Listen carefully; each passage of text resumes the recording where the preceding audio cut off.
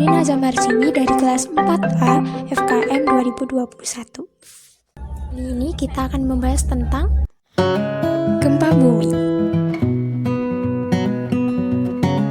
Sebelumnya kita perlu tahu tentang apa sih gempa bumi itu. Gempa bumi merupakan getaran atau guncangan yang terjadi di permukaan bumi akibat pelepasan energi dari bawah permukaan secara tiba-tiba sehingga menciptakan gelombang seismik. Gempa bumi sangat sering terjadi di Indonesia. Salah satu kejadian gempa dengan dampak luar biasa adalah gempa di Yogyakarta pada tahun 2006. Terjadinya gempa bermagnitudo 5,6 yang mengguncang Cianjur.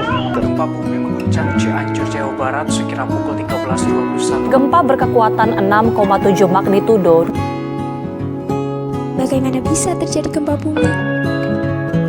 Gempa bumi dapat disebabkan karena 3 hal. Yang pertama, gempa tektonik akibat pergerakan kerak bumi, vulkanik akibat letusan gunung berapi, dan gempa terban akibat adanya runtuhan dalam gua. Indonesia berada pada pertemuan 3 lempeng besar Pasifik dan The Ring of Fire sehingga sangat sering terjadi gempa bumi. Pergeseran lempeng, letusan gunung berapi, dan adanya runtuhan memicu timbulnya titik getaran atau guncangan dalam bumi yang disebut dengan hiposentrum. Apabila titik guncangan atau getaran berada di dekat permukaan bumi, maka disebut dengan epicentrum. Guncangan yang terjadi di dalam bumi mampu menyalur dan menyebar sehingga terasa di permukaan bumi. Lantas, dampak apa saja yang dapat ditimbulkan? Dari gempa bumi dapat dibedakan menjadi dampak fisik, diantaranya bangunan hancur atau roboh, tanah longsor akibat goncangan, jatuhnya korban jiwa, permukaan tanah retak dan jalan menjadi putus, banjir karena rusaknya tanggul, serta gempa dasar laut yang menyebabkan tsunami.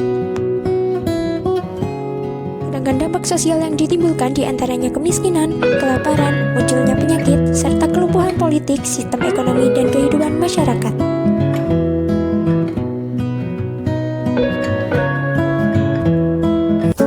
Besarnya dampak dari gempa bumi diperlukan aksi mitigasi untuk mengurangi risiko dan dampak bencana. Mitigasi gempa dapat dilakukan secara non-struktural maupun struktural. Mitigasi non-struktural dapat dilakukan melalui penyusunan peraturan perundang-undangan dan prosedur keselamatan, pembuatan peta rawan bencana dan risiko bencana, serta pelatihan dan penguatan unit sosial masyarakat. Sementara mitigasi struktural dapat dilakukan melalui penempatan tanda atau rambu bahaya, evakuasi dan lainnya, pemasangan sistem peringatan siaga gempa, serta